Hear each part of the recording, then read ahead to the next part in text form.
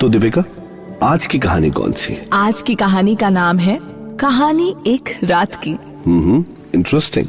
अक्सर देखा गया है कि रात को अकेले में या फिर रात को भीड़ भाड़ वाले इलाके में लव स्टोरीज बन ही जाती हैं। तो शुरू करें? ऑफ कोर्स, चलिए। पर इस कहानी की शुरुआत होती है एक खूबसूरत सुबह से। शिबानी के कमरे की सफेद दीवारों पे हल्के नीले से कर्टन्स और कर्टन से आती हल्की हल्की सी वो रोशनी। जब इस रोशनी से शिबानी की आंख खुली तो बेड के सामने वाले टेबल पे पिछली रात के वाइट रोजेस रखे थे और टेबल से लगी कुर्सी पे उसके कपड़े। शिबानी ने मुस्कुराते हुए करवट ली और हाथ अभिज्ञान की तरफ बढ़ाया, पर बेड के दूसरी तरफ कोई नहीं था। शिबानी को लगा कि शायद अभिज्ञान बाथरूम में होगा। उसने बेड के बगल में रखे स्टैंड से अपना हेयर बैंड उठाया और अपने कर्ली बालों को बांधते हुए दबे पांव अभिज्ञान को सरप्राइज करने के लिए बाथरूम की तरफ बढ़ी। दरवाजा अनलॉक था और बाथरूम खाली।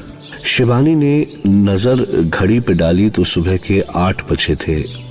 उसे लगा अभिज्ञान शायद ऑफिस के लिए निकल गया था।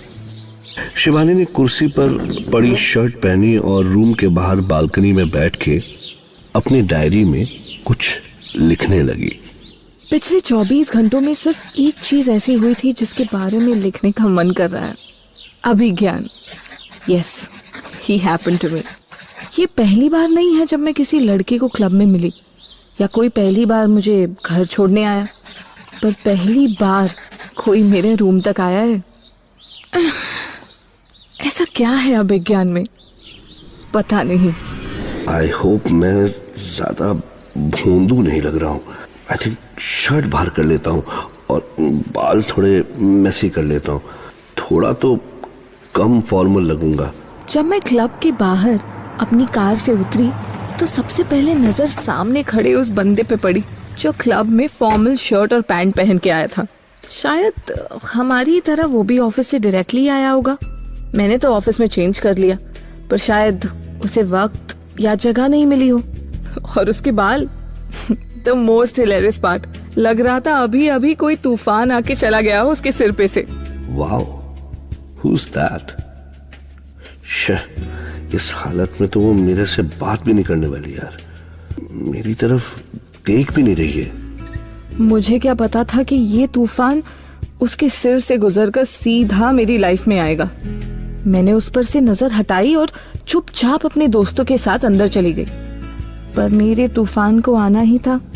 हाँ, प्रिया, मेरी बेस्ट फ्रेंड, इवेंचुअली उसकी भी कोई दूर की फ्रेंड निकली और उसने उसे अंदर बुला लिया। You wanna join us? या एक्चुअली मेरे दोस्त भी नहीं आए हैं अभी तक। Sure, why not? I think I should join you guys only. वाह, थैंक यू गॉड जी।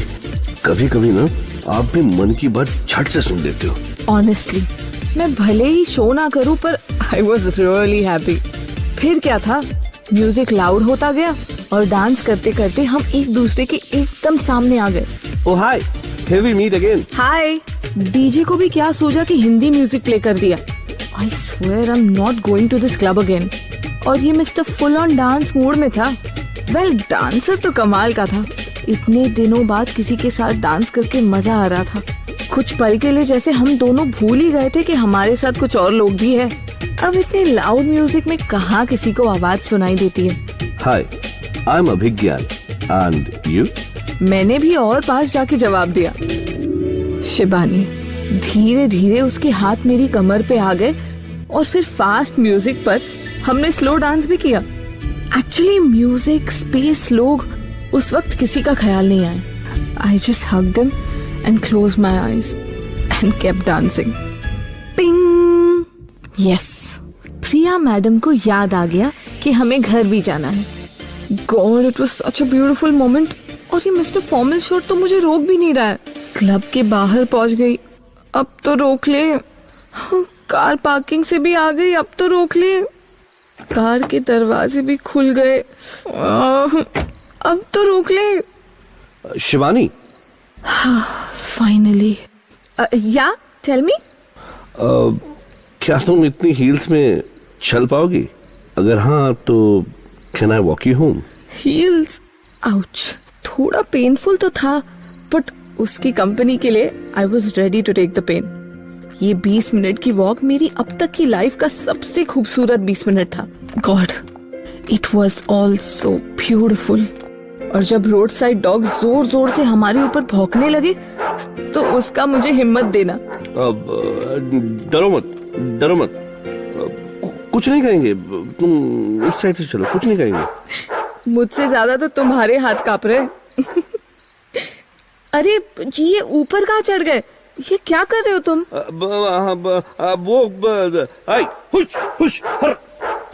वो एक्चुअली मैं तो तुम्हें वाइट रोजेस देना चाहता था। तो तुमने किसी और के बालकनी से रोजेस चुराकर मुझे दिए? You are completely mad. Thank you. अब जरा देख के बताओ ना, वो कुत्ते चले गए? घर के दरवाजे पर पहुंचकर वो अजीब सी उलझन कि मैं उसे अंदर बुलाऊं या नहीं। वो क्या सोच रहा होगा? Should I hug him? वो मेरी तरफ बढ़ भी रहा था पर खुद को रोक भी रहा था। फाइनली आई थॉट कि let it just be, let him go. अब तो शिवानी, मैं चलूं? वो जाने लगा तो जैसे दिमाग का स्विच ऑफ हो गया और मेरे मुंह से ऑटोमेटिकली निकल गया, अब यू वांट टू कम इन? शिवानी की लाइफ में कोई ऐसा आ गया था जिसे वो काफी पसंद करने लगी थी। होता है ना, love at first sight. Diary लिखते लिखते शिवानी का पूरा दिन शाम के इंतजार में निकला। उसने अभिज्ञान को मैसेज करके डिनर के लिए बुलाया। वो सिर्फ मेरे घर के अंदर नहीं बट मेरी लाइफ में एंटर कर रहा था। First time, you know, I think I am falling in love. रात के 8:30 बज गए। अभिज्ञान अभी तक नहीं आया। मैसेज रादर खूब सारे मैसेजेस का रिप्लाई भी नहीं आया। तो शिवानी ने सोचा कॉल करके देखती हूँ। Number unavailable. शिवानी थोड़ी परेशान होने लगी। वो रात गई, 2 दिन हो गए और अभिज्ञान का कोई कॉल नहीं, कोई मैसेज नहीं। उसे याद आया कि उसकी best friend Priya is a common friend और उसने प्रिया से उसके बारे में पूछा, पर प्रिया ने कहा कि वो तो किसी अभिज्ञान को जानती तक नहीं। अकॉर्डिंग टू प्रिया, वो सिर्फ अभिज्ञान से 1-2 बार पार्टीज में मिली थी और उसे उसका नाम या नंबर कुछ भी नहीं पता था। शिवानी की लास्ट होप भी खत्म हो गई। I think it was just a one night stand for him. And look at me, I am so stupid that I thought कि finally I am falling in love. Shivani was hurt, पर कहते हैं ना, वक्त के साथ सब ठीक हो जाता है। गलत कहते हैं, क्योंकि शिवानी के साथ ऐसा कुछ नहीं हुआ। 27 साल की शिवानी ने सोचा कि लाइफ में कुछ करना है तो this is the time. Love वगैरह सब बेकार की बातें हैं। It's time to pursue her dream career. उसने अपने पुराने बोरिंग फाइनेंस जॉब को लात मारी और एक मैगजीन में कॉलमिस्ट के लिए अप्लाई किया और उसे जॉब मिल भी गई। तो अब हमारी हीरोइन शिवानी एक लीडिंग मैगजीन में कॉलमिस्ट बन चुकी है और उसका कॉलम का नाम है वन नाइट स्टोरी। यस, जिस वजह से उसका दिल टूटा था उसने उसे ही अपना स्ट्रेंथ बना लिया। एक तरफ जहां शिवानी अपने करियर पे फोकस कर रही थी, वहीं उसके पेरेंट्स उसकी शादी पे। मॉम प्लीज, मुझे शादी नहीं करनी। क्यों? क्या तुझे कोई पसंद है? नहीं। तो फिर तेरी प्रॉब्लम क्या है? हम जबरदस्ती थोड़ी कर रहे हैं। शिवानी ने भी सोचा कि ठीक ही है, जो उसे पसंद आया था वो तो छोड़ के भाग गया। क्या पता पेरेंट्स ही कोई ढंग का लड़का ढूंढ पाए उसके लिए। शिवानी ने लड़कों से मिलने के लिए हाँ कह दी। करीब 4 लड़के देखने के बाद उसने पेरेंट्स को बोल दिया कि मिलने से पहले इट्स बेटर कि वो बायोडाटा और फोटोग्राफ्स एक्सचेंज करें और पसंद नापसंद क्वालिफिकेशन वगैरह की जानकारी मिलने पर ही फेस टू फेस मिले। पेरेंट्स को भी लगा कि it's not a bad idea. उन्होंने ऐसा ही किया और शिवानी के पास 5वें लड़के की तस्वीर और बायोडाटा आई। और उसका बायोडाटा और तस्वीर उस लड़के के पास पहुंच गया। शिबानी ने लड़के से मिलने के लिए हाँ कह दी और उस लड़के ने भी शिबानी में इंटरेस्ट दिखाया। पेरेंट्स भी खुश कि शायद इस बार बात बन जाए और फिर फाइनली दोनों कॉफी पे मिले। हाय मैंने एक्सपेक्ट नहीं किया था कि तुम मेरी फोटो देखने के बाद भी मुझसे मिलने के लिए हाँ कहोगे, या फिर मेरी शक्ल भूल गए। हाँ तुम्हें देखकर कोई कैसे मना कर सकता है शिबानी, स्पेशली मैं। ओ हाँ, तुम मिलके फिर भाग जाने में बिलीव करते हो ना। अच्छा, तो तुम भी तो अपने प्रिटी होने का फायदा उठाती हो और कितने लड़कों का दिल तोड़ती हो। लड़के होते ही इसलिए है। तो फिर ये शादी का नाटक क्यों? नाटक तुम्हारे लिए होगा कि पहले तो लड़की से क्लब में मिलो, उन्हें इम्प्रेस करो और फिर उनके इमोशंस के साथ खेलकर उनका दिल तोड़ो। लेकिन शादी नहीं, शादी तो मैं अपने पेरेंट्स की मर्जी से ही करूंगा। Typical main. हाँ, क्यों ना करूं।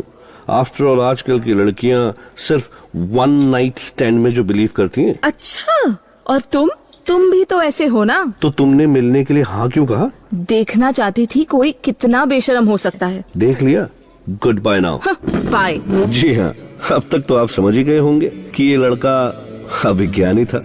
शिबानी और अभिज्ञान की इस धमाकेदार सेकेंड मीटिंग के बाद दोनों ने शादी से मना कर दिया। ऑब्वियसली शिबानी भी परेशान हो गई और इन सब चीजों से ब्रेक लेने के लिए एक हफ्ते की छुट्टी लेकर मनाली चली गई। और इस नॉट सो लॉन्ग ब्रेक के बाद घर पहुंचते ही उसके मॉम डैड ने उसे बताया कि अभिज्ञान उससे शादी करना चाहता है। व्हाट? एक और बाउंसर? अब क्या हो गया? शिबानी थोड़ी शॉक में आ गई। उसे लगा कि शायद अभिज्ञान ने फिर उसे हर्ट करने के लिए कोई प्लान बनाया है। और इतने में ही प्रिया का फोन आया। हेलो शिबानी, तुझे पता है तेरे लास्ट कॉलम के बाद बॉस इतने इम्प्रेस्ड हैं कि तेरे को क्वार्टरली अवार्ड देने वाले हैं। फेसबुक और ट्विटर पे भी ढेरों लोगों ने तेरे कॉलम को मेंशन किया है। रियली? लास्ट कौन सा पब्लिश किया? मैं तो छुट्टी पे थी तो पूरे वीक के लिए लिख के गई थी। मैं तुझे स्नैपशॉट भेज रही हूँ, तो खुद देख ले। ओके, जल्दी भेज। Bye, thanks.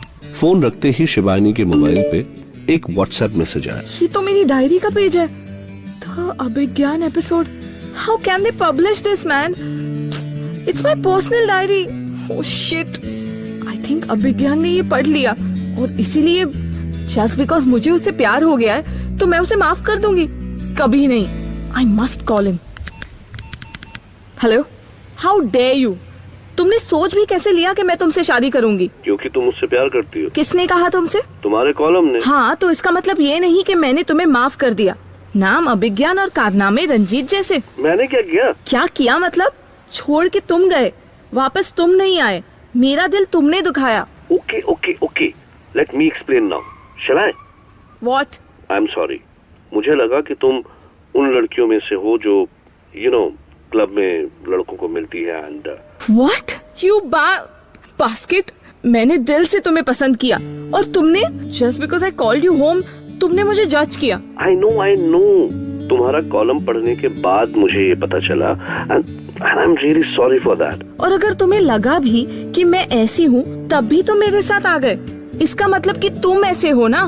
नहीं यार, मेरे साथ भी ऐसा कुछ पहली और आखिरी बार हुआ था। तुम्हें देखने के बाद सही गलत इन सब चीजों का कुछ ख्याल नहीं आया। तुम्हारे साथ वक्त ऐसे बीता कि मुझे कुछ होश ही नहीं था।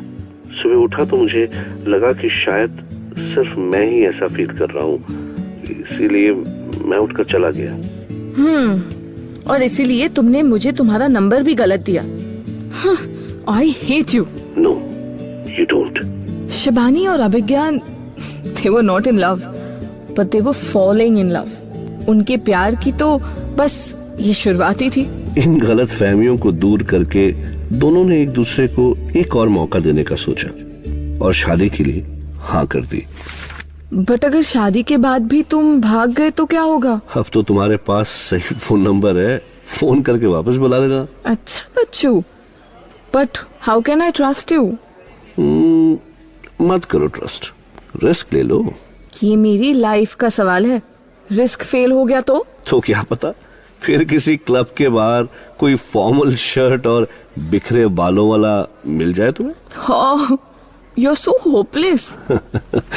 And you are so cute. उनके बीच एक स्पार्क तो था, पर हाँ, उस स्पार्क के भरोसे शादी करना काफी बड़ा रिस्क था और इन दोनों ने ये रिस्क ले ही लिया। उन्होंने ऐसे क्यों किया ये शायद उन दोनों को भी नहीं पता था, पर कभी कभी ना बस चीजों को छोड़ देना चाहिए। हर चीज, हर इमोशन को समझना जरूरी तो नहीं है ना। जिंदगी बस हमारे सामने एक रोल की तरह खुलती जाती है और हमें बस हर राउंड पे लिखे सीन को दिल से जीना चाहिए। हमारे हीरो हीरोइन तो यही कर रहे थे। मानना पड़ेगा, बहुत हिम्मत है दोनों में। अग्री टू डिसअग्री, ये फ्रेज तो सुना है ना आपने। ये इन दोनों को देखकर ही किसी ने डिस्कवर किया होगा। शादी के लिए हाँ तो कह दिया, पर टेंट के कलर से दूल्हे के जूते तक हर बात पर लड़ाई। जूते मेरे, मैं चाहे जैसे पहनूं, तुम्हें क्या। हाँ, पर चुराने तो मेरी बहनों को ही है ना। अगर अच्छे नहीं हुए तो पूरे लाइफ ताना देंगी। वाह, जूते चुराने के पैसे भी मैं दूं और जूते भी इनकी पसंद के ही पहनो। इस पूरी शादी में मेरी पसंद का कुछ नहीं है क्या? है ना दुल्हन।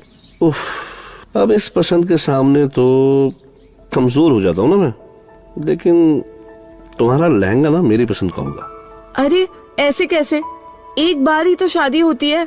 मैं तो अपनी पसंद का ही लहंगा पहनूंगी। पर दिलाऊंगा तो मैं ना, अकॉर्डिंग टू रस्म रिवाज। हाँ तो मैं पसंद कर लूंगी, तुम पैसे दे देना। लो, शादी से पहले ही मुझे एटीएम बना दिया। ये तो सिर्फ एक सैंपल था। इसी तरह लड़ते झगड़ते दोनों ने फाइनली शादी कर ली। अब उनका स्पार्क प्यार में बदला या नहीं ये तो पता नहीं, बट एक खूबसूरत सा रिश्ता है दोनों का। हर बात पे झगड़ते हैं पर एक दूसरे के बिना रह भी नहीं सकते।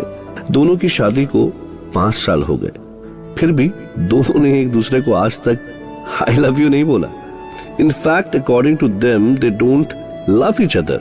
ये आज भी गॉड ने इनके लिए जो लिखा है उसे पूरे दिलो जान से निभा रहे हैं। पर उस एक रात को लेकर दोनों हमेशा लड़ते हैं। एक 3 साल के बच्चे के मॉम डैड बनने के बाद भी प्यार की कोई डेफिनेशन तो होती नहीं कि कैसे होगा, किससे होगा, सही होगा या गलत।